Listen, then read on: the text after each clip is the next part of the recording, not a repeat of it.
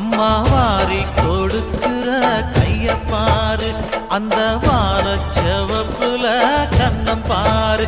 அம்மம்மா பூஞ்சிரிப்புல புல்லரிக்குதம்மா,